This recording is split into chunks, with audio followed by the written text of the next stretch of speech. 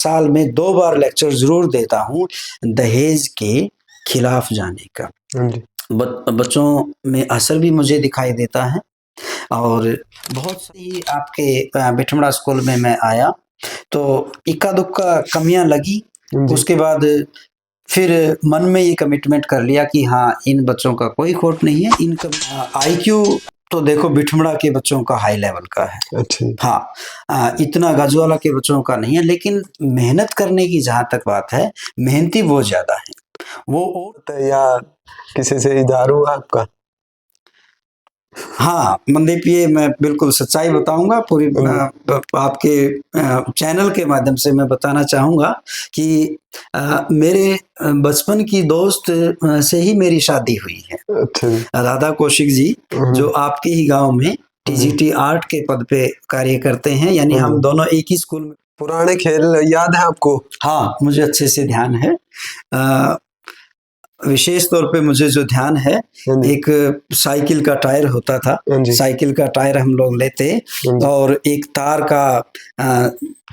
को Saraswati high school है, private school, वहाँ से शुरुआत की थी और मुझे अच्छे से ध्यान है उस समय 2250 रुपए मेरी सैलरी होती थी। अच्छा। उसके बाद फिर आरडीएम स्कूल इंग्लिश में, जैसे बचपन में कैंची चलाते थे, कैंची सुना होगा जी आपने? कैंची ही चलाते थे और कैंची चलाते वक्त तो छोटे-छोटे थे, जैसे बड़का था साइकिल लेकर कैंची चलाते वक्त गिर भी जाते थे, चोट लगती थी।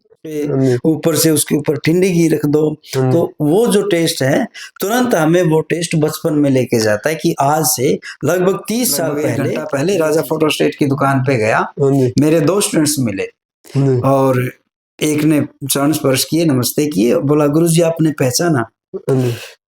मैं शक्ल देख रहा हूँ, कभी उसके टोटल फिगर को देख रहा हूँ। मगर बेटे आप मेरे स्टूडेंट रहे।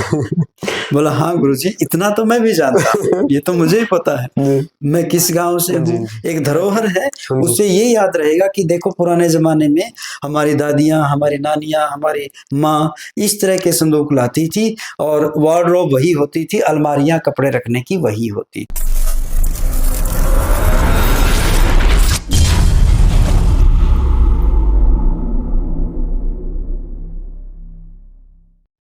स्टार हरियाणा HR20 देखने वाले सारे दर्शकों ने मनदीप बिठवड़ा की ओर राम राम भाई। आज ऐसे व्यक्ति का इंटरव्यू लेने जा रहे हैं जो मेरे गुरु भी हैं और काफी मेहनत करी है। तो पूछेंगे भाई कितनी मेहनत और इस मुकाम पर कितने साल लगी, तो पूछेंगे। राम राम सर। राम राम। नमस्कार गुरु जी। नमस्कार। पहले तो स्वागत है जी हमारे चैनल में आपका। थैंक यू, धन्यवाद। पहले तो नाम बता दूं भाई सर का, डॉक्टर संजय शर्मा जी हैं और दनौदा गांव से हैं, रहते उकलाना मंडी है। तो सर शुरू की बात बताएं, आपको जो पहला स्टेप कब शुरू हुआ आपका? हाँ, जैसा कि मनदीप ने बताया, मेरा नाम डॉक्टर संजय शर्मा। हाँ जी। बेसिकली गांव दनौदा है मेरा और पिछले 24 साल से उकलाना मंडी में ही रहते हैं। और जहाँ तक शिक्षा की बात है, मैंने प्रारंभिक शिक्षा अपने दनौदा के सीनियर सेकेंडरी स्कूल से पूरी की। वहाँ सौभाग्यशाली रहा मैं कि 6th क्लास से लेके और 10th क्लास तक मेरे पापा हिंदी टीचर के रूप में जिन्होंने काम किया, वो हमारे इंचार्ज रहे। इसके साथ साथ हमारे स्काउट टीचर भी वो रहे और उनके सानिध्य में काफ़ी बच्चों ने पूरे देश का भ्रमण किया है। +1 +2 मैंने SD स्कूल नरवाना से पास की, मेडिकल का मैं स्टूडेंट रहा। उसके बाद ग्रेजुएशन में KM कॉलेज नरवाना में एडमिशन लिया। उसके बाद कारवां आगे बढ़ा और कुरुक्षेत्र यूनिवर्सिटी से मैंने MA फर्स्ट डिवीज़न से MA इंग्लिश पास की, वहीं से MPhil और उसके बाद हैदराबाद यूनिवर्सिटी से मेरी इंग्लिश में PhD कंप्लीट है। जैसे आपने डॉक्टर की पढ़ाई करी, टीचिंग में कैसे आए सर आप? टीचिंग बेटा मेरा शुरू से ही पैशन था, मेरा सपना था। एक ही सपना, जब पापा हमें पढ़ाते थे उस टाइम से वो सपना संजोया था एक 6th क्लास का बच्चा और टेबल के बिल्कुल पास में बैठा हुआ, और जब हमें हमारे गुरुजन पढ़ाते हाँ जी। तो ये लगता कि काश हम भी अपने गुरुजनों की तरह हम भी बच्चों को पढ़ाएंगे, हम भी इनकी तरह टीचर बने। जैसे आपके पिताजी पढ़ाते थे, आपको ऐसा लगता था कि पिताजी पढ़ा रहे हैं स्कूल में, जैसे होता है मारेंगे नहीं, अड़बैद करनी, नू करनी। हाँ, वो देखो, टीचर को देख के, टीचर एक्चुअली क्या होता है बेटे, वो रोल मॉडल होता है बच्चों का। हाँ जी। बच्चे टीचर की हर एक्टिविटी, उसका टोटल गेटअप, टीचर ने किस तरह के कपड़े पहन रखे हैं, कैसे उनकी बोलचाल है, कैसी शब्दावली का वो प्रयोग कर रहे हैं, ये सब चीज़ें बच्चे बहुत माइन्यूटली जज करते हैं। ऐसी ही जजमेंट मेरी अपनी रही है फ्रॉम द वेरी चाइल्डहुड, बचपन से ही। मैं अपने टीचर्स का ड्रेस कोड देखता था, उनकी ड्रेस सेंस देखी, उनके बोलने का तरीका, उनका चाल चलन, दूसरे बच्चों से या दूसरे उनके कलीग्स जो होते थे उनसे व्यवहार कैसा होता था, वो सारी चीज़ें जो है हम देखते थे। और उन चीज़ों को देखकर ही हमने ये सीखा कि हाँ, हमें हमारे अध्यापकों जैसा बनना चाहिए। जैसे शरारत की बात की जाए तो शरारती थे जी क्या जी? वैसे शरीफ थे जी? ये तो देखो मनदीप, इसमें तो कोई शक नहीं होता कि बचपन का मतलब ही ये होता है कि मौज मस्ती, शरारत शरारत करते थे, खूब करते थे। जैसे मुझे अच्छे से ध्यान है, 3rd क्लास में जब हम होते, दनौदा के ही प्राइमरी स्कूल में हम पढ़ते, तो उस समय वुडन स्लेट्स हम बोलते हैं इंग्लिश में, तख्ती लगती थी, तख्ती पर हम लिखते थे, कलम दवात तख्ती ये होती थी। और जैसे ही छुट्टी होती थी, उस तख्ती को हम सड़क पे दूर तक फेंकते थे। अब उस टाइम ये नहीं पता होता था कि ये सरस्वती माता का एक ज्ञान देने का एक साधन है, वो चीज़ हम उस समय हमें पता ही नहीं होती थी। तो ऐसे ही स्लेट फेंक दी, बच्चों के साथ खेलते थे, मस्ती करते थे खूब। स्कूल टाइम जैसे टीचर पीटते हैं सर, ऐसे कभी हुआ है टीचर ने फंस गए? और हाँ बेटे, मुझे अच्छे से ध्यान है कि मैं 9th क्लास में था और हिंदी मेरी बहुत अच्छी नहीं रही है, हिंदी सब्जेक्ट। हालांकि मैं हिंदी टीचर का बेटा रहा हूँ, लेकिन हिंदी पे मेरी पकड़ बहुत अच्छी नहीं थी। एक बार हमारे हिंदी टीचर यानी पापा ने उच्चारण वाला टॉपिक दिया था, जिसको हम इंग्लिश में प्रोनाउंसिएशन कहते हैं, और उसमें मेरा हाथ बहुत तंग था। उन्होंने मुझसे पूछा कि च का उच्चारण कौन सा होगा, मुझे नहीं पता था। तो उन्होंने उल्टे हाथ करवा के ऐसे और खूब डंडे मारे थे, मुझे वो अच्छे से ध्यान है। और उस टाइम मैं घर आके रूठ गया था, माँ के सामने शिकायत भी लगाई, लेकिन गुरु तो गुरु होते हैं, उनको पूरा हक है हमें डांटने का, हमें शारीरिक रूप से थप्पड़ चट्टू मारने का, उनको पूरा हक है। ईब का फर्क में जी, पहला फर्क में बच्चे में बदलाव कितना है? बहुत ज्यादा बदलाव है बेटा, बहुत ही ज्यादा बदलाव हम देख रहे हैं, क्योंकि मुझे अच्छे से ध्यान है कि ये 1991-92 की बातें जो मैंने घटना अभी बताई। और उसके बाद जैसे ही मैं लेक्चरर बन के गाजवाला गया 2012 में, उस समय की बात बताता हूँ। उस समय एक तो मेरा अपना जो सब्जेक्ट है वो इंग्लिश है, इसको फॉरेन लैंग्वेज कहते हैं हम, और इसमें बच्चों की, विशेष तौर पे उत्तर भारत के बच्चों की पकड़ बहुत अच्छी नहीं है। बच्चों के साथ मेहनत करनी पड़ती है खूब, और उसमें खूब मेहनत करो, उसके बाद भी बच्चा यदि रिस्पॉन्ड अच्छे से ना करे फिर गुस्सा आता है। तो शुरू में मैं गाजवाला की बात आपको बता रहा था, उस समय बच्चों की चित्र परेड भी हम करते थे, पिटाई करते थे। बाद में बच्चे बताते थे कि सर आपने 100 एंड 100 बच्चे को इतने थप्पड़ मारे, ऐसे डंडा मारा आपने, तो इस तरह हो जाता था। लेकिन गुरु का की ओर से जो पनिशमेंट होती है वो हमेशा सुधार के लिए होती है। तो मैं आपके चैनल के माध्यम से यही बताना चाहूँगा विद्यार्थियों को कि यदि आपके माता पिता या गुरुजन आपको आपके सुधारने के लिए यदि वो आपको डांट देते हैं, चट्टू लगा देते हैं, तो उसको फील ना करें, उसको आप एक ये समझिए कि वो आपके उज्जवल भविष्य के लिए ही अच्छा कर रहे हैं। ऐसे बहुत केस आते हैं सर, जैसे माता पिता डांट देते हैं ना बच्चों को, घर छोड़ के चले जाते हैं, हाँ कई कई दिन में मिलते हैं, होता है ऐसा। उन बच्चों के बारे में क्या कहोगे आप? मैं आपको बताऊं 2006 में मैं फ्रेंड स्कूल में गया, हाई स्कूल है, गवर्नमेंट हाई स्कूल जी। वहाँ, और एक लड़के के पापा आए और उन्होंने बताया कि सर हमारा बच्चा मनोज नाम से लड़का वो घर नहीं पहुंचा है। जी। हम बैठे थे छुट्टी के बाद, अब उस बच्चे का घर स्कूल से निकलते ही था, 2 ही 3 मिनट का उसका रन था, लेकिन वो बच्चा लगभग 1.5 घंटे बाद भी घर नहीं पहुंचा। तो मैंने उनसे पूछा कि आपने कुछ कहा था? उन्होंने बताया कि आधी छुट्टी में वो खाना खाने आया, तब मैंने उसको डांट दिया था। तो वो अपने दोस्त के घर चला गया, माता पिता बहुत परेशान, और उसके बाद गांव के मंदिर में अनाउंसमेंट करवाई कि कहीं वो लड़का किसी को दिखाई दिया क्या। फिर मंदिर की अनाउंसमेंट सुन के और फिर जो है जहां वो लड़का था उसके माता पिता उनके घर पे छोड़ के गए। तो पहले में और अब में बहुत बदलाव आ चुका है। इसके साथ साथ बच्चे अपने अधिकारों के प्रति खूब जागरूक हुए हैं, खूब ज्यादा, और मैं ये कहता हूँ कि मनदीप होना भी चाहिए। समय के साथ साथ बच्चों को अपने अधिकारों को के अपने कर्तव्यों के बारे में जरूर पता होना चाहिए, ये अवेयरनेस बच्चों में आनी चाहिए। जैसे सर कॉलेज टाइम की बात करें, कॉलेज का टाइम कैसा बीता आपका सर? कॉलेज मैं ये कहता हूँ मनदीप की एक कहावत है अपने यहाँ पर ज्यादा चलती है, इंग्लिश में है वो, नो नॉलेज विदाउट कॉलेज, और ये एक फैक्ट है।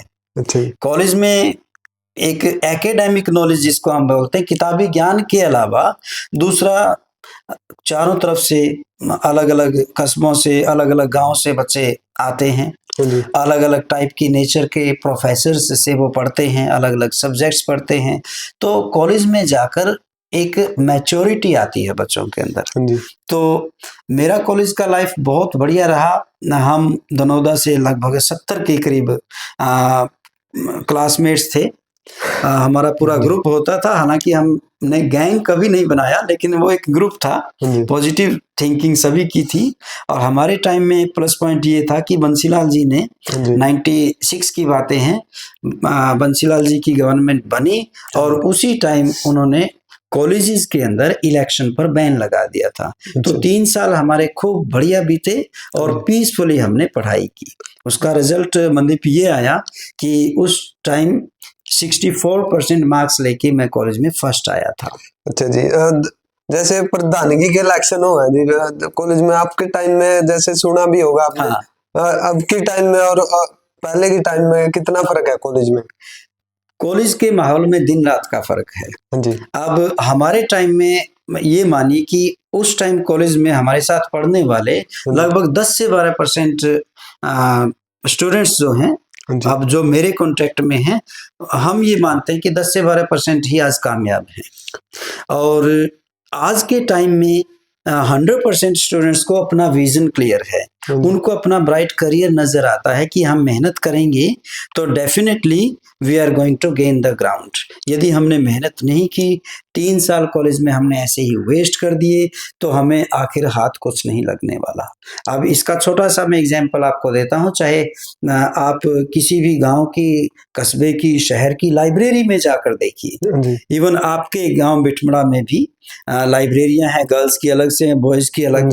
वहां पर आप विजिट करोगे, चाहे ग्रेजुएशन में बच्चे पढ़ रहे हैं, चाहे आफ्टर ग्रेजुएशन वो तैयारी कर रहे हैं सीईटी की या दूसरे एस्टेट की, तो सभी बच्चे लगे हुए हैं। अब बच्चों में जागरूकता खूब आई है, अपने करियर को लेके बच्चे खूब कॉन्शियस हुए हैं। अब नई बात ले लो सर। जैसे मोबाइल पर रील बनाते हैं कॉलेज में, पहले जैसे रील बनाते थे या कुछ भी करते थे, कैसे बदमाशी करते थे? हमारे टाइम में वो मोबाइल थे ही नहीं। अच्छा जी। लैंडलाइन फोन होते थे, टेलीफोन्स केवल वही थे। अच्छा इवन छोटे फोन जो नोकिया वगैरह के आए हैं वो भी नहीं आए थे, अच्छा जी, वो भी 2003-4 के आसपास आए हैं। तो जिस टाइम हम कॉलेजेस में जाते थे उस टाइम कोई मोबाइल नहीं थे। हाँ, शरारत के नाम पे ये होता था कि दो लड़कों की शर्त लग गई हाँ जी, कि कौन रेस में, अब कॉलेज के पास ही नवदीप स्टेडियम है, वहां जी, जाके रेस लगाते, जो रेस हार जाता उसको कह देते कि 1 किलो खोया की बर्फी बर्फी, मंगवाइए, सारे बच्चे खाते। वो सोर्स ऑफ एंटरटेनमेंट होते थे हमारे। अच्छा जी, तो लेकिन आज का जो टाइम है वो रील बनाना, इस रील बनाने के बारे में मैं ये कहता हूँ कि बहुत बुरा नहीं है, हाँ जी, लेकिन बच्चे यदि इस रील वाले प्रोफेशन को अपनाए हुए हैं हाँ जी, और वहां से बच्चों को यदि अर्निंग हो रही है हाँ जी, तो अपने करियर को ना भूलें, लेकिन साथ में एक सोर्स ऑफ एंटरटेनमेंट के तौर हाँ पे जी, पॉजिटिव रील्स बनाएं, डिसेंट रील्स बनाएं हाँ जी, और उसको पब्लिक करें। वहां से सोर्स ऑफ इनकम यदि वो आपका है तो मैं कहता हूं कि ये कोई बुराई नहीं है। सर जैसे थोड़ा फनी सवाल रहेगा, हाँ जैसे किसी से मोहब्बत है या किसी से इजहार हुआ आपका? हाँ, मनदीप, ये मैं बिल्कुल सच्चाई बताऊंगा, पूरी हाँ जी, आपके चैनल के माध्यम से मैं बताना चाहूंगा कि मेरे बचपन की दोस्त से ही मेरी शादी हुई है। अच्छा जी, राधा कौशिक जी, हाँ जो जी, आपके ही गांव में हाँ जी, टीजीटी आर्ट के पद पे कार्य करते हैं, यानी हाँ हम जी, दोनों एक ही स्कूल में पढ़ा रहे हैं। हाँ जी, तो वो मेरी ताई की सिस्टर की लड़की है। अच्छा जी, बचपन में उनका गांव में आना जाना होता था हाँ खूब, जी, तो हम बचपन के दोस्त रहे हैं। अच्छा जी, उसके बाद राधा जी के पापा ने और मेरे पापा ने हाँ जी, बैठ के सलाह की कि हम इनका रिश्ता करेंगे, जैसे ही ये अपना अपना एजुकेशन पूरी कर लेंगे, हाँ जी, पाँव पे खड़े हो जाएंगे, उसके बाद हम शादी कर देंगे। तो मनदीप, मैं बताना चाहूँगा आपके चैनल के माध्यम हाँ जी, से कि मैं अपने आप को बहुत लकी मानता हूँ कि मेरे बचपन के दोस्त, मेरा प्यार आज मेरे पास है। जैसे लव मैरिज कह सकते हैं क्या, अरेंज मैरिज कह सकते हैं वो सर? लव कम अरेंज्ड मैरिज थी। अच्छा जी, वहाँ पर मेरी अपनी एक कंडीशन थी। हाँ जी, मैंने आपके स्कूल में, बिठमरा स्कूल में मॉर्निंग असेंबली में भी ये बात बताई हाँ जी, कि एक कंडीशन थी कि पापा रिश्ता कर दीजिए, कोई दिक्कत नहीं, हाँ जी, मुझे कोई ऑब्जेक्शन नहीं है, लेकिन एक मेरा कमिटमेंट जो आपने हमें प्रॉमिस दिलाया था, 7th क्लास में उस टाइम में था, हाँ जी, पापा ने हमें ऐसी ही मॉर्निंग असेंबली में एक प्लेस दिलाई थी, शपथ दिलाई थी कि जब आप बड़े होंगे तो बिना दहेज की शादी करेंगे। अच्छा तो जी, वही कंडीशन मैंने पापा के सामने रखी कि शादी कर दीजिए, रिश्ता कर दीजिए, कोई दिक्कत नहीं, आई एम रेडी, हाँ जी, लेकिन शर्त वही है। तो मनदीप, ऐसा ही उन्होंने किया। हाँ जी, एक जिसको हम कहते हैं कि रुपया नारियल, शादी ब्याह सारा उसी में हो गया था। तो मेरा अपना भी सपना, मेरी 3 बेटियां हैं, एक बीएमएस का कोर्स कर रही है, हाँ एक जी, नीट की तैयारी कर रही है, हाँ जी, एक 5th क्लास में है। हाँ जी, मेरा अपना सपना भी यही है कि मैं अपनी बेटियों को अच्छे से पढ़ा लिखा कर हाँ जी, इस काबिल बनाऊं कि वो अपने पैरों पर खड़ी हो जाए हाँ जी। और उसके बाद दहेज लेने देने की नौबत ही ना आए। क्या कहोगे सर, जैसे दहेज लेते हैं या टॉर्चर करते हैं किसी को, लड़की हाँ, को, क्या कहोगे उसके बारे में? मैं जिस समय, मुझे अच्छे से ध्यान आ रही है, 2006 में फ्रेंड्स के हाई स्कूल में मैंने ज्वाइन किया था। हाँ जी, वहाँ 10th क्लास में एक लड़की एक दिन कुछ पॉलीथीन में लड्डू लेके आई। हाँ जी, मैंने पूछा, बेटा किस ओकेजन पे? गुड़िया ने कहा, सर मेरा रिश्ता हो गया। जी, तो उस टाइम मुझे अच्छे से ध्यान है, मैंने गुड़िया को कहा, बेटा पापा क्या करते हैं? गुड़िया ने सारी घर की कंडीशन बता दी। अब गांव में बहुत अच्छी कंडीशन नहीं होती, हाँ जी, हम सभी को पता है। उसके बाद मैंने इस बात पे, क्योंकि मेरे तो बचपन से ही 7th क्लास से ही पापा ने विचार ऐसे बना दिए थे। अब उस टाइम से लेके 2006 से लेके उस गुड़िया को मैंने उस टाइम खूब बताया जी, कि बेटा अपने पाँव पे खड़े हों, आप एजुकेशन लीजिए, जी, उसके बाद ही शादी की जाए तो अच्छा है। लेकिन कई बार हमारे घर की स्थिति ऐसी होती है, हमारे पेरेंट्स की मजबूरी हो जाती है हमारा रिश्ता करना।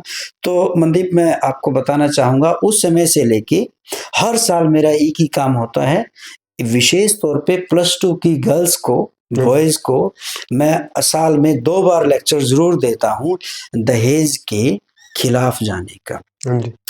बच्चों में असर भी मुझे दिखाई देता है और बहुत सारे बच्चे, मैं आपके चैनल के माध्यम से बताना चाहूँगा कि मेरे 43 विद्यार्थी ऐसे रहे हैं जो आज MBBS, MS, MD डॉक्टर हैं, इंजीनियर्स मेरे स्टूडेंट्स खूब हैं, और पुलिस में, मिलिट्री में और टीचर्स, ये मानिए मोर देन 2000 मेरे स्टूडेंट्स जो हैं वो आज कामयाब हैं। और जिनकी यहाँ पर शादी में जाने का मुझे मौका मिलता है तो उन बच्चों को मैं एक साइड में बुला के उनके कान में जरूर ये बात कहता हूँ, बेटा दहेज तो नहीं ले रहे।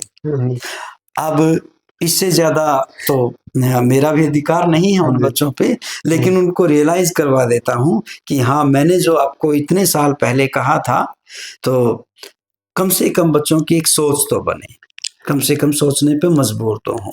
इसलिए मैं खुद और मेरे विद्यार्थियों को मैं हमेशा ये कहता हूँ कि दहेज की बजाय यदि कुछ आपने खरीदना है, जैसे एक टाइम था मनदीप, मैं आपको बताना चाहूँ 2005 का टाइम था।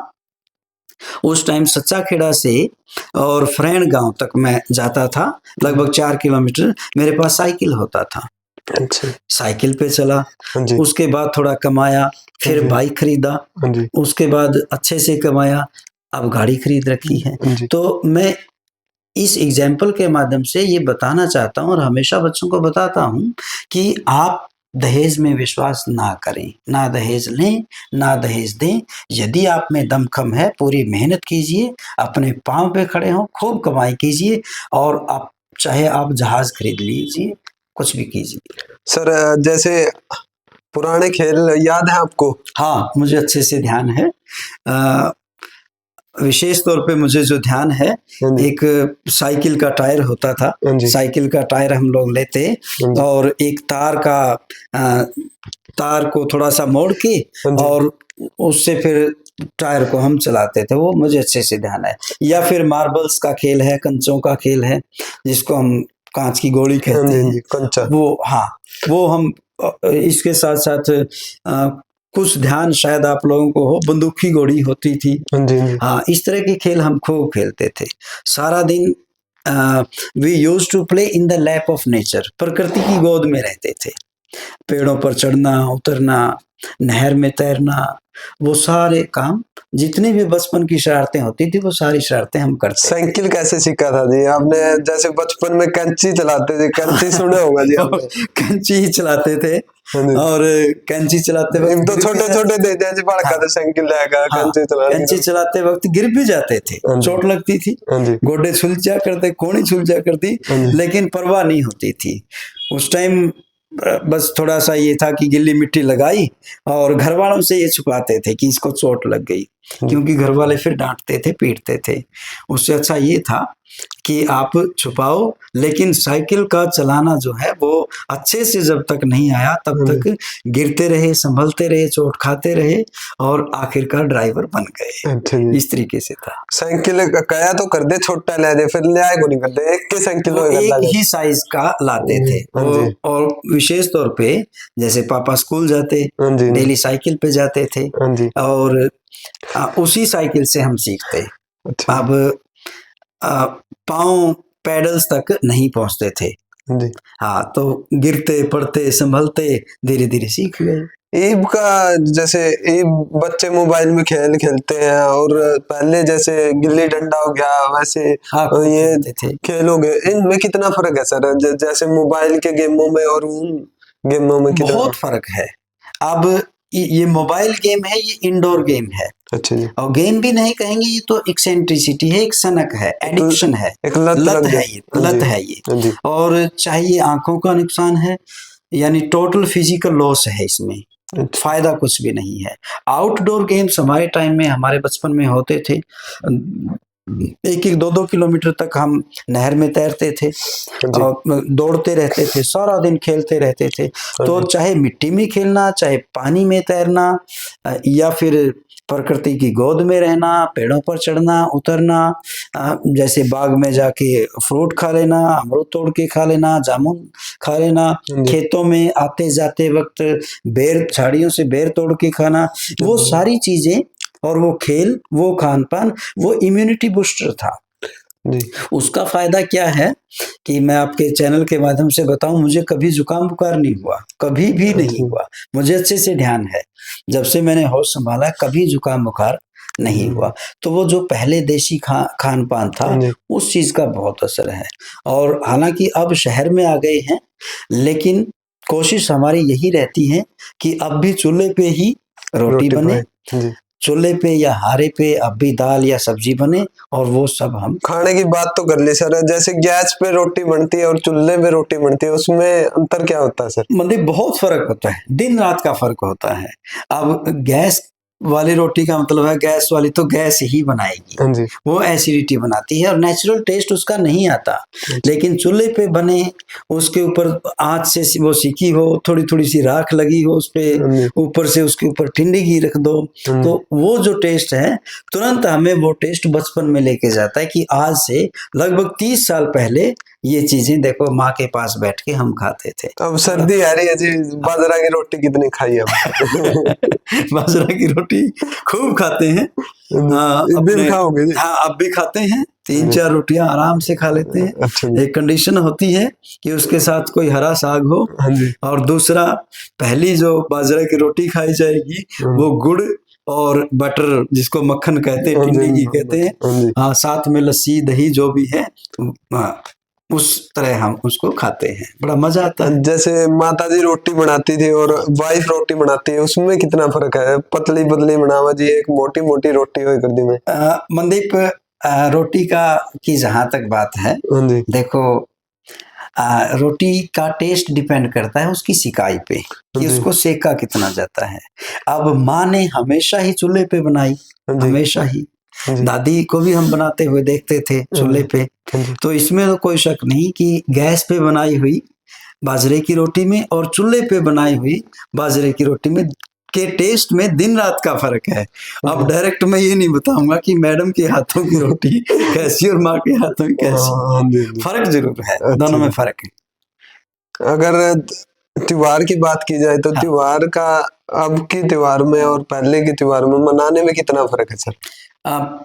पहले जो है त्योहार को त्योहार के ही तौर पे मनाया जाता था। हम देखते हैं, जैसे दिवाली की बात हम लेते हैं, तो पापा दादाजी वो खील खेलने लेके आते थे, परात में उनको डाल देते थे, और एक एक अंजलि जो है, एक एक आंचलो कह लो, वो ऐसे देते थे। हम अपने खेस में उसको लेते थे और उसको बड़े चाव से खाते थे। लेकिन आज जो है ये राग घी है, वनस्पति घी है, या फिर मिलावट वाले हैं, आज हमें बिल्कुल जहर परोसा जा रहा है। उसके साथ साथ ये तो है खान पान की बात, जो त्योहारों की एक्साइटमेंट की बात है कि कितना आनंद आता था। हम त्योहार जो गांव में मनाते थे तो मन खुश हो जाता था, सारा दिन, जैसे फाग का खेलना, या फिर सारा दिन दिवाली के दियों की तैयारी करना, या होली पे होलिका दहन के लिए बनाते थे, सारा दिन झाड़ इकट्ठे करना, लकड़ियां इकट्ठे करना। तो वो त्योहार हमारा 24 घंटे का होता था, उसकी तैयारियां कई कई दिन पहले शुरू हो जाती थी।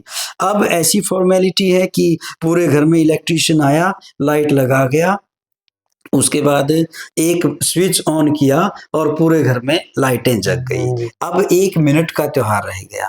उस समय हमारी जो प्रिपरेशन होती थी, तैयारियां होती थी त्योहार की, एक एक सप्ताह की होती थी। ये फर्क है बंदी। काम में कितना अंतर है जी? हरकत में जुगर हरकत लगा लो, काम में जुगर पहले हरकत नहीं होती थी। खान पान में कितना अंतर है? जैसे काम में हरकत हो जाती है, जैसे जैसे खान पान में अंतर आता गया, वैसे वैसे इंसान का, हर व्यक्ति का जो फिजिकल एंड्योरेंस है, स्टेमिना है, वो कम होता गया।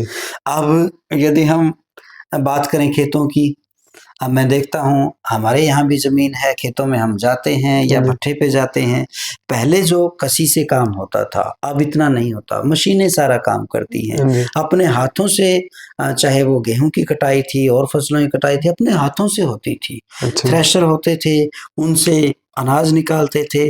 लेकिन अब अ, एक बार कंबाइन हार्वेस्टर हायर की, जी। उसके बाद 1 घंटे में सारा खेत एकदम से प्लेन, सारा अनाज ट्रॉलीज के अंदर, और 1 घंटे बाद वही अनाज या तो घर के अंदर आ जाएगा या फिर वो ग्रेन मार्केट में चला जाएगा। यानी अब मैकेनाइजेशन ज़्यादा हो गया, मशीनीकरण ज़्यादा हो गया। इंसान का जो फिजिकल स्टेमिना है वो कम हो गया है। जैसे सर अब टीचिंग लाइन पे आ जाते हैं। हाँ। टीचिंग लाइन कितने साल हो गए आपको करते हुए? मुझे मनदीप 24 साल हो गए पूरे। 24 साल हो गए। 24 साल हो गए, और अच्छा। 24 साल में मेरा जहाँ तक अंदाज़ा है लगभग 12,000 प्लस बच्चे मेरे स्टूडेंट्स रहे हैं, हाँ जी। और खूब बच्चे कामयाब रहे हैं, जी। खूब। अब हमारे स्टूडेंट्स जो हैं, जो आज से 23 साल पहले 24 साल पढ़ते थे, हाँ जी। और उनको वो नमस्ते करते हैं, चरण स्पर्श करते हैं हाँ जी। और पूछते हैं कि गुरुजी आपने पहचाना। हाँ जी। फिर हमारे लिए वो एक क्रिटिकल मोमेंट होता है, एक चैलेंज होता है, हाँ जी। जी। क्योंकि समय के साथ साथ शक्लें बदल जाती हाँ हैं। जी। जी। अब हमारे पास तो छोटे छोटे बच्चे थे, ना मूंछ ना दाढ़ी, छोटे छोटे सुंदर सुंदर क्यूट क्यूट चेहरे। अब वो बच्चे बड़े बड़े हो गए, तो हम कह तो देते हैं कि हाँ बेटे मैंने पहचान लिया। छोटे छोटे होंगे जो क्यूट क्यूट, और बड़े हो गए के होंगे जो इसमें कोई फर्क नहीं बेटे, जो मूंछदाड़ियाँ आ जाती हाँ हैं, जी। देखो चेहरे के हाव भाव बदल जाते हैं, नए नक्श बदल जाते हाँ हैं, जी। तो हमें तो वही क्यूट लगते हैं। अभी मैं थोड़ी सी देर पहले लगभग 1 घंटा पहले राजा फोटो स्टेट की दुकान पे गया। हाँ जी। मेरे 2 स्टूडेंट्स मिले, हाँ जी। और एक ने चरण स्पर्श किए, नमस्ते किए, बोला गुरुजी आपने पहचाना? हाँ जी। मैं शक्ल देख रहा हूँ, कभी उसके टोटल फिगर को देख रहा हूँ। हाँ जी। मगर बेटे आप मेरे स्टूडेंट रहे। बोला हाँ गुरुजी, इतना तो मैं भी जानता हूँ, ये तो मुझे ही पता है, जी। मैं किस गांव से हूँ, मेरा क्या नाम है। तो कहने का मतलब बहुत सारे बच्चे, 12 से 15,000 बच्चे, मेरा ये मानना है, मेरा एस्टिमेशन है, इतने बच्चे मेरे स्टूडेंट्स रहे हैं। तो अब बाई नेम पहचानना मुश्किल हो जाता है। कुछ समय के साथ साथ हमें भी भूल लगने लग गई। सर जैसे ड्यूटी की बात की जाए तो पहली बार ड्यूटी कौन से गांव में आई थी और कौन से शहर में? सबसे पहले मैंने अपने करियर की शुरुआत यही पड़ोस में ही सरस्वती हाई स्कूल है, हाँ जी। प्राइवेट स्कूल, हाँ जी। वहाँ से शुरुआत की थी। हाँ जी। और मुझे अच्छे से ध्यान है, उस समय 2250 रुपये मेरी सैलरी होती थी। अच्छा। उसके बाद फिर RDM school, English medium school हमने स्टार्ट किया, हाँ जी। और उसके बाद फिर गवर्नमेंट जॉब में आ गए। उस समय गवर्नमेंट जॉब में आया मैं 2005 में। हाँ जी। तो मैंने गेस्ट टीचर के तौर पे हाँ शिक्षा विभाग में सेवाएं दी। अच्छा। उसके बाद 2012 में फिर लेक्चरर के तौर पे मेरी सिलेक्शन हो गई। और 2012, इससे पहले भी जो रूटीन था हमारा मेहनत करने का, हाँ जी। कभी मैं आपके चैनल के माध्यम से बताऊं मनदीप, आप खुद भी मेरे स्टूडेंट रहे हैं, हाँ जी। और तो मैंने कभी भी क्लासरूम में चेयर का प्रयोग नहीं किया। ये मेरा अपना सिद्धांत रहा है। अच्छा जी। चेयर मुझे दिखाई देती है तो या तो मैं साइड में रखवा देता हूँ, हाँ जी। या फिर क्लास से खुद ही बाहर रख देता हूँ, क्योंकि मेरा ये मानना है कि किसी भी क्रिटिकल सिचुएशन को छोड़ के टीचर का पहला फर्ज जो बनता है वो ये है कि अपने बच्चों को वो दिखाई दे, हाँ जी। 100% डेडिकेटेड हो अपने प्रोफेशन के प्रति। हाँ जी। तो उसके बाद लेक्चरर के तौर पे मैंने वही आरडीएम में जैसे मेहनत की, फ्रैंड में मेहनत की, धनौदा स्कूल में मेहनत की, सेम वैसी ही मेहनत रखी। अच्छा साथ मिला बच्चों का। जैसे गवर्नमेंट जॉब मिली आपको, कहाँ ड्यूटी आई थी आपकी? मेरी सबसे पहले ड्यूटी 2005 में मेरे ही अपने गांव में, जिस स्कूल में मैं पढ़ा उसी स्कूल में आई थी। और सबसे पहले मैंने जानबूझ के उस क्लासरूम में अपनी क्लास ली जहां 6th क्लास में मैं पहली बार उस स्कूल में जाकर बैठा था। जैसे सर आपके पिताजी रिटायर हो लिए थे क्या आप? नहीं, उस समय मैं और पापा एक ही स्कूल में थे, इकट्ठे थे हम। 2005 की बातें हैं ये। अच्छा जी। हाँ, 5-6 में। तो उस समय जैसे ही मैंने उस स्कूल को ज्वाइन किया गेस्ट टीचर के तौर पर, हाँ जी। तो पापा के सामने मुझे काफी हेजिटेशन हो रही थी। हाँ जी। पापा सर्दियों में धूप में क्लास लिए हुए 7th क्लास में, लिए हुए 6th क्लास हाँ जी। धूप में। तो पापा उस समय बैठ के पढ़ा रहे और मैं खड़ा होकर पढ़ा रहा था। और जैसे ही पीरियड ओवर हुआ, उन्होंने मुझे कहा कि बेटा बैठ के भी पढ़ा सकते हो आप। हाँ जी। तो एक तो वही हेजिटेशन कि मेरे गुरु, मेरे पापा मेरे पास है, मैं कैसे बैठ सकता हाँ हूँ जी। जिन चेयर्स पे ये बैठते हैं। हाँ जी। और दूसरा, वो कभी 2002 से 1-2 से ही मेरे सिद्धांत ही नहीं रहा कि मैं बैठ के क्लास को पढ़ाऊं। जैसे सर आपके पिताजी ने आपको हौसला या घर जाकर कहा कि बहुत बढ़िया बेटा मेरे पास आके खड़े हुए हो स्कूल हाँ, में? बिल्कुल कहा। जिस टाइम मैंने अपनी टीचिंग करियर की शुरुआत की, हाँ जी। तो तैयार होके मैंने कहा उनके चरण स्पर्श करके कि पापा मैं स्कूल जा रहा हूँ। हाँ जी। तो उन्होंने कहा बेटे 2 सिद्धांत हमेशा याद रखना। हाँ जी। सबसे पहले, आप टाइम पे आओगे, टाइम पे जाओगे, कभी भी लेट लतीफ़ी सहन नहीं होगी। ये जिंदगी का पहला सिद्धांत अपनाना। उसके बाद दूसरी बात जो उन्होंने बताई, वो ये बताई कि बच्चों के साथ कभी दगा मत करना। हाँ जी। कभी भी आप इवन अ सिंगल मिनट आप अपने पीरियड को मिस नहीं करोगे। तो पिछले 24 साल को मैं झांक कर उधर देखूं, तो ऐसा मुझे नहीं लगता कि कोई दिन होगा कि जब मैंने अपनी क्लासरूम को छोड़ा हो। अच्छा। मैं अपने बच्चों के साथ, पापा वाला वही सिद्धांत, उनका आदेश था। कितने साल करी जी ड्यूटी वहाँ? दनोदा में मैं 6 महीने रहा। अच्छा। उसके बाद मेरी ट्रांसफर हो गई थी फ्रैंड गांव में। अच्छा। 6.5 साल फ्रैंड गांव में रहा। फिर लेक्चरर के तौर पे सिलेक्शन हो गई। हाँ जी। 7 साल गाजूवाला ज्वाइन करके 7 साल वहाँ लगाए। हाँ जी। खूब मेहनत वहाँ बच्चों के साथ की, बहुत बढ़िया। गाजूवाड़ा की बात की जाए तो कितने मेहनती बालक है जी? गाजूवाला के बच्चे बहुत मेहनती हैं, अच्छे बच्चे हैं, संस्कारी हैं। हाँ जी। IQ तो देखो बिठमड़ा के बच्चों का हाई लेवल का है। अच्छा। हाँ, इतना गाजूवाला के बच्चों का नहीं है, लेकिन मेहनत करने की जहाँ तक बात है, मेहनती वो ज़्यादा है, वो और शरारतों में नहीं है। अपने बिठमड़ा स्कूल के बच्चे थोड़े शरारती हैं, लेकिन IQ लेवल बहुत अच्छा है। थोड़ा सा हमने, जैसे हमारे टाइम में दैया सर थे, तो हमने, दैया सर ने, बहुत अच्छी टीम थी, हमने खूब ध्यान दिया उन बच्चों पे। और कहाँ तो रिजल्ट बहुत नेगेटिव में आता था बोर्ड का, और कहाँ 99% आया रिजल्ट। तो वो दैया सर का बड़ा अच्छा नेतृत्व था। साथ में एक अच्छी टीम हम लोगों की थी, सभी ने मिलकर मेहनत की। तो निष्कर्ष मैंने आपके गांव के स्कूल से यही निकाला कि यदि उन बच्चों के साथ मेहनत की जाए, उनको लगाए रखा जाए पढ़ाई में, तो वो बच्चे किसी भी गाजूवाला या किसी भी दूसरे स्कूल को, विद्यार्थियों को पीछे छोड़ देते हैं।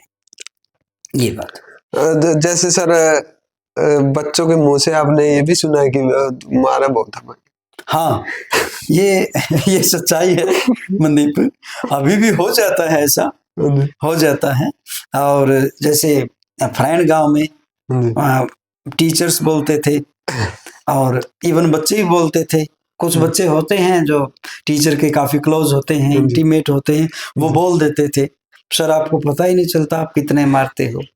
तो उनको यही होता है कि हम इतनी मेहनत करते हैं, और इस बच्चे से मुझे ये इतनी उम्मीद थी, ये उम्मीद पे खरा भी उतर जाता है, लेकिन अब की बार ढिलाई क्यों हुई?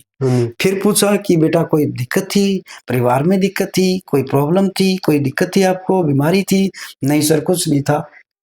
कुछ नहीं तो था तो भैया डंडा हमारे पास तैयार है। फिर इस तरीके से साम दाम दंड भेद, हमारा एक ही उद्देश्य रहा है कि कोशिश यही होती है कि हम बच्चों को फिजिकल पनिशमेंट ना दें। लेकिन हर बच्चा समझाने से या हर बच्चा लाड देने से नहीं मानता। कुछ बच्चे प्यार से मानते हैं, कुछ लाड देने से मानते हैं, कुछ समझाने मात्र से मानते हैं, और कुछ जो होते हैं वो, उनका गुरु जो है जूत ही होता है। माना जाता है सर, जैसे माता पिता तो जन्म देते हैं और आगे बढ़ने की शिक्षा गुरुजी देते हैं। हाँ। तो आप जैसे आपकी टाइम में जैसे कोई डंडा भी लगा देता है ना गुरु, यदि घर वाले भी साथ में लग जाते हैं, हाँ। ऐसा भी हुआ है सर आपके हाँ, साथ? बिल्कुल बिल्कुल बिल्कुल ऐसा होता था। जैसे ही मैं आपको बता रहा था थोड़ी देर पहले, पापा ने वो उच्चारण स्थान मुझसे पूछे, हाँ जी, मुझे वो नहीं आए। हाँ जी, और उसके बाद घर जाके मैंने माँ को बताया, हाँ जी, और माँ ने कभी लाइफ में हमें पीटा नहीं, चारों भाइयों को हाँ जी, कभी हाथ उठाया ही नहीं, हाँ जी, लेकिन उन्होंने डांटा। हाँ जी। फिर माँ के आगे जब मेरी दाल नहीं गली तो सबसे बड़े ताऊ जी को मैंने बताया। उसके बाद उन्होंने भी डांटा। मुझे उनसे उम्मीद थी कि वो मुझे सिंपैथाइज करेंगे, सांत्वना के कुछ शब्द बोलेंगे। हाँ जी। तो उन्होंने भी कहा कि नहीं बेटे, गलत बात है, आप और मेहनत करो।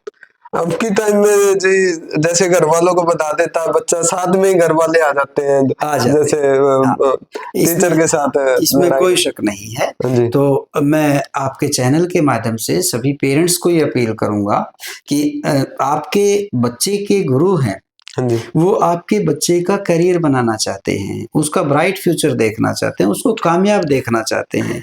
यदि किसी भी परिस्थिति में आपके बच्चे के अध्यापक आपके बच्चे को डांट दें, थप्पड़ चट्टू लगा दें, कोई डंडा लगा दें, तो आप सहन कीजिए। इससे बच्चे की सहन शक्ति भी बढ़ती है।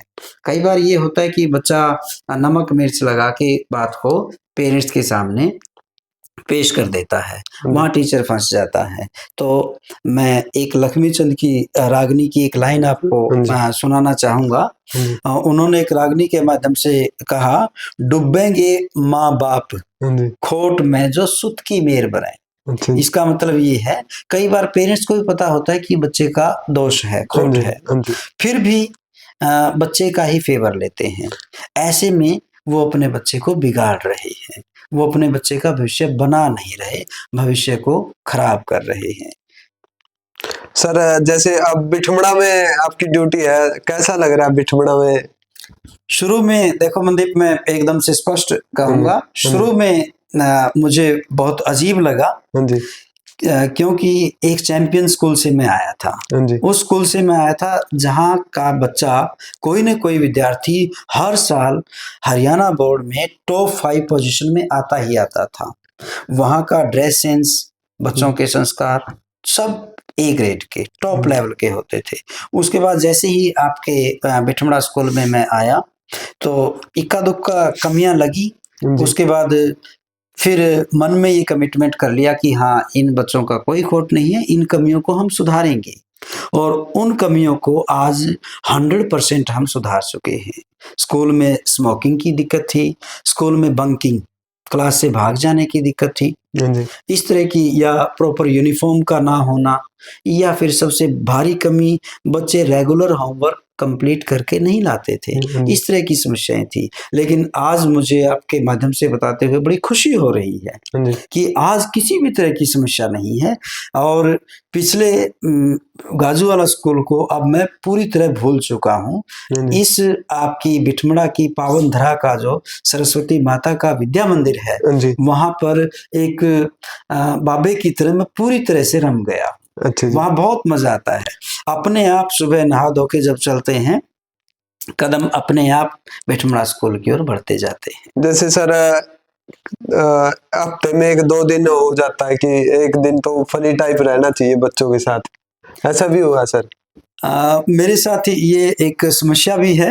अब आप भी मेरे विद्यार्थी रहे हैं। बहुत बार ऐसा होता है कि मैं बच्चों को कुछ ज्ञानवर्धक और बातें, सिलेबस के अलावा और बहुत बातें होती हैं, मैं बच्चों को वो बताऊं, ताकि अब बड़े होकर हम जिन स्थितियों को फेस कर रहे हैं, जो जो हमने अपने अनुभवों से सीखा है, इन बच्चों को भी कल बड़े होना है, क्यों ना हम इन अनुभवों को बच्चों को बताओ। तो क्लासरूम में ऐसा नहीं हो पाता, सिलेबस लंबे चौड़े होते हैं, लेकिन मैंने फिक्स कर रखा है, एवरी वेडनेसडे एंड सैटरडे, हर बुधवार और शनिवार को बच्चों को शिक्षाप्रद कहानियां मैं मॉर्निंग असेंबली में सुनाता हूँ। 3-4 मिनट की कहानी होती है, और हम देख पा रहे हैं पिछले 5.5 साल से मैं लगातार ऐसा करता आ रहा हाँ हूँ जी। और उसका रिजल्ट भी हमें मिल रहा है। अच्छा। बच्चों में मुझे बहुत खुशी हो रही है बताते हुए कि बच्चों में ऐसे संस्कार जो हम डालने की लगातार कोशिश कर रहे हैं, वो संस्कार बच्चों में अब दिखाई देने लग गए हैं। अच्छा जी। अगर बिठमड़ा गांव की बात की जाए तो स्कूल जैसे सुधारने में किस किस का अहम योगदान रहा है सर आपके साथ? अ, गांव की जो एसएमसी कमेटी है, हाँ जी। उसका हमेशा से ही अहम योगदान रहा है। हाँ जी। इससे पहले जिस समय मैं गाजूवाला स्कूल से बिठमड़ा स्कूल में गया, हाँ जी। उस समय श्री होशियार सिंह दहिया जी का बड़ा कुशल नेतृत्व मिला हुआ था स्कूल को। हाँ जी। वो बहुत अच्छा मार्गदर्शन मिला हुआ था। हाँ जी। वो अथक मेहनती हैं हाँ जी। और उनके साथ मिलकर हमने मेहनत की। हाँ जी। एसएमसी के सदस्यों ने खूब मेहनत की। इसके साथ-साथ शायद वो भगत सिंह क्लब है, हाँ जी। युवा क्लब है, हाँ जी। उसके सदस्य आए। उन्होंने ऑफर किया कि गुरुजी जिस भी टाइप की सेवा आपको चाहिए हम देने के लिए तैयार हैं। हाँ जी। उनका सहयोग हमें मिला। गांव के कुछ समाज सेवी हैं, हाँ जी। उनका सहयोग हमें मिला और फिर सबका सहयोग जब मिल गया तो आज मुझे बताते हुए बड़ा हर्ष हो रहा है कि 100% सुधार उस विद्यालय के विद्यार्थियों में आज है। लास्ट में क्या कहना चाहोगे जो प्यार से बच्चे समझते हैं या तो उससे जैसे आप जान देखो, लीजिए आजकल पिछले मंदिर आजकल के मैंने बच्चे भी शरारती हैं थोड़े। हाँ, पिछले 24 साल का यदि मैं निष्कर्ष निकालूं हाँ अपने जी। टीचिंग करियर का, हाँ जी। तो मैं केवल यही कहना चाहूँगा कि वास्तव में जो लैंग्वेज ऑफ लव है, हाँ जी। प्यार से समझाने वाली चीज़ है, हाँ जी। उससे ऊपर कोई भी नहीं है। कॉर्पोरल पनिशमेंट टेम्परेरी है, वो बच्चे को 1% चांस होते हैं कि संवार सकती है, 99% हो सकते चांस हैं कि वो बिगाड़ सकती है। मैंने यही सीखा है कि समझाने से, प्यार से हाँ जी। बच्चों को ट्रीट किया जाए। सभी अध्यापक साथियों से मैं यही अपील करूँगा हाँ कि जी। एक बार बच्चों से थोड़ा इंटीमेट होके देखिए। हाँ जी। हम टीचर्स के अंदर कमी यही होती है। हाँ जी। 2 कमियाँ मैं जज कर पा रहा हूँ पिछले 24 साल से। एक तो हमारी टीचिंग में सबसे भारी कमी है कि हम बच्चों के लेवल तक नहीं पहुँच पाते। हमें बच्चों के लेवल तक इतना नीचे जाना होता है। हमें ये सोचना होता है पढ़ाते वक़्त कि देखो, यदि मैं विशाल की जगह इस 10th क्लास के बेंच पर बैठा हूँ, हाँ जी।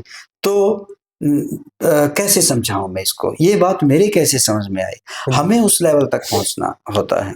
तो मैंने धीरे-धीरे, धीरे-धीरे जब अपने टीचिंग करियर की 2001 में शुरुआत की, तो उस टाइम से आज तक इम्प्रूवमेंट होता जा रहा है, लगातार होता जा रहा है। आज भी इवन बीइंग अ टीचर हम सीख रहे हैं और मनदीप, मैं आपको बताना चाहूँ, मैंने कभी भी इंग्लिश का टीचर अपने आप को नहीं कहा। हाँ जी।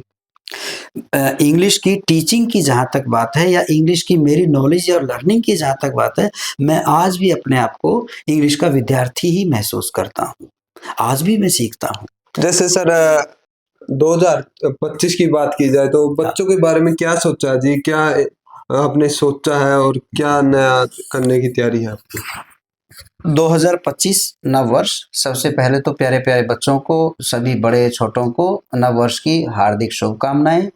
और बच्चों के लिए मैं यही संदेश दूँगा कि बच्चों, अपना एक उद्देश्य बनाइए, आपके मन में कमिटमेंट हो, आप उस कमिटमेंट को किसी को बताएँ, ना बताएँ कोई बात नहीं, लेकिन मन में निश्चय ज़रूर बनाइए कि अपने उद्देश्य को, जीवन में लक्ष्य को लेकर कि मुझे अ, अपने जीवन में ये मुकाम हासिल करना है, मुझे ये नौकरी प्राप्त करनी है या मुझे ये बिज़नेस करना है। उस उद्देश्य को लेकर आप उसी दिशा में मेहनत कीजिए। जब आपके माइंड में आपका विज़न क्लियर है, आपको दिखाई दे रहा है कि आप बड़े होके एचसीएस ऑफिसर बन रहे हैं, आपका उद्देश्य है कि आप एक आईएएस ऑफिसर बन के आपके माता-पिता का, गाँव का, गुरुजनों का नाम रोशन करने वाले हैं, उस उद्देश्य को कभी मत भूलना। मैं आपको एक छोटी-सी बात और बताता हूँ। 7th क्लास से ही मेरे मन में था कि मैं इंग्लिश पढ़ाने वाला टीचर बनूँगा। उस समय लेक्चरर होते हैं, ये मुझे भी नहीं पता था। और उसके बाद पापा ने मुझे एक बात बताई थी कि आप रात को सोने से ठीक पहले अपने उद्देश्य को एक बार अपने माइंड में जरूर लाना, और सुबह उठते ही आप अपने उद्देश्य को अपने माइंड में जरूर लाना, उस पर विचार करना। आप अपने उद्देश्य को सुबह शाम जब याद रखते हैं वो पक्का बन जाता है, और उस दिशा में फिर परमात्मा भी सारी की सारी पॉजिटिविटी आपके माइंड में ऐसी डाल देते हैं। अब की जैसे बच्चों को सुविधा मिलती है और पहले कितना फर्क है? जैसे अब ज्यादा सुविधा है या पहले सुविधा थी ज्यादा? पहले सुविधा नहीं थी, अब तो आप घर घर में बिजली है। हाँ जी। इवन पेरेंट्स ये करने की बजाय कि बच्चे से हम ये खेती का काम करवा लें, घर का करवा लें, इसकी बजाय हाँ जी। हमेशा पेरेंट्स यही चाहते हैं कि बच्चा उनका लगातार पढ़े। हाँ जी। तो सुविधाओं की जहाँ तक बात है, मुझे अच्छे से ध्यान है, मिट्टी का दिया होता था, हाँ जी। वो दिया लगा के हम भाई पढ़ते थे, हम चारों भाई इकट्ठे ही पढ़ते थे। जी। और सुबह जो होता था हमारे पलकों पे, आईब्रोज पे कालिख होती थी, हम ऐसे हाथ फेरते थे तो हाथ काले हो जाते थे। हाँ जी। रात को 11-12 बजे तक हम पढ़ते थे। तो उसके बाद लैंटर्न्स आई थी, लालटेन आई थी, हाँ जी। उनकी चिमनी कभी चटक जाती, हाँ जी। छुपाते कि पापा को पता चल गया तो वो डांटेंगे, माँ से छिप के पैसे लेके वो चिमनी लाते, फिर हम पढ़ते। लेकिन आज का टाइम आप देखो तो पेरेंट्स, हर पेरेंट्स कोशिश कर रहे हैं कि वो अपने बच्चों को ज़्यादा से ज़्यादा सुविधा दे। और बच्चों को मैं यही कहना चाहूँगा कि प्यारे बच्चों, पेरेंट्स का एक ही सपना है, आपके गुरुजनों का एक ही सपना है, आपको खुद खूब सुविधाएं दी जा रही हैं, आप लगातार मेहनत कीजिए और ज़्यादा इंस्टाग्राम, फेसबुक यानी मल्टीमीडिया, इससे थोड़ी सी दूरी बनाकर रखिए। जी। आप इसका प्रयोग कर सकते हैं, मैं ये नहीं कह रहा कि मीडिया से आप बहुत ही ज़्यादा दूर चले जाएं, एकदम से संन्यास ले लें। आप मीडिया का प्रयोग कीजिए, आपको हरियाणा सरकार ने टैब दे रखे हैं जी। पॉजिटिव वे से, केवल स्टडीज के पॉइंट ऑफ व्यू से उनका प्रयोग कीजिए। आपके पापा से मोबाइल लीजिए, यूट्यूब पर आपके मैथमेटिक्स के, इंग्लिश के, साइंस के कंसेप्ट जो क्लियर नहीं है वहां पर क्लासेस लगा लीजिए। जैसे टैब की बात सुनी जी, एक बात याद आई कोरोना की। हाँ। कोरोना में कैसा रहा जी बच्चों का? जैसे कोरोना, मेरा मनदीप ये मानना है कि वो हमारे लिए एक बहुत बड़ा लॉस था, विशेष तौर पर हम टीचर्स के लिए और हम बच्चों के लिए। क्योंकि कोरोना के आफ्टर मैथ्स जो है, आफ्टर मैथ्स हम बोलते हैं दुष्परिणाम, वो बाद में हमने देखे हैं। 2022, 3, इवन 4 आज तक भी हम देख पा रहे हैं। एक तो बच्चों की जो हार्ड वर्क करने की आदत थी वो कम हो गई, क्योंकि वो बुक्स से, नोटबुक्स से, नॉलेज से, स्कूल से वो डिटैच हो गए थे, लंबे टाइम तक वो दूर हो गए थे, उनमें पढ़ने की आदत कम हो गई, उनकी आदत खत्म हो गई। उसके साथ साथ होमवर्क जो है, हम लोग जैसा कि एजुकेशन डिपार्टमेंट की इंस्ट्रक्शंस थी, मोबाइल पे होमवर्क भेजते थे, उधर से उनको मोबाइल की लत लग गई। तो कुल मिला के कोरोना ने भारी नुकसान किया है विद्यार्थियों का। उसकी भरपाई मेरे हिसाब से 7-8 साल और लग जाएंगे होने में। लास्ट में सर, जैसे दहेज की बात करी थी आपने जी। जैसे मेरे गांव का मेरा भाई है सतीश जांगड़ा, जैसे लड़कियों के परिवार ने कोई दहेज नहीं मांगने की वो नहीं की इच्छा, तो उन्होंने एक संदूक बनवाया। जैसे हम पुराने जमाने में संदूक होते थे, दादी का संदूक होता था, उस टाइम में संदूक बनाया। तो उस 30-40 हजार का वो संदूक बनाया, जैसे हम मर्जी से दे रहे हैं संदूक। हाँ। उसने ये बात की कि 3-4 जने लगेंगे जब ये संदूक उठेगा, वरना संदूक नहीं उठेगा। उस पे सतीश जांगड़ा के बारे में क्या कहोगे आप? वो इतनी अच्छी चीज बनाई है, पुरानी संस्कृति को उठाया। अच्छी बात है, अच्छी बात है। जैसे हम भी देखते थे अपने घर में, दादी का संदूक होता था और वो वुडन होता था, लकड़ी का बना होता था, भारी भरकम होता था। उसके बाद लोहे वाले पतरे वाले तो बहुत बाद में चल के आए हैं। अच्छा तो वो वुडन होता था, उसके ऊपर नक्काशी और कारीगरी होती थी बहुत अच्छी, हाँ जी बहुत बढ़िया।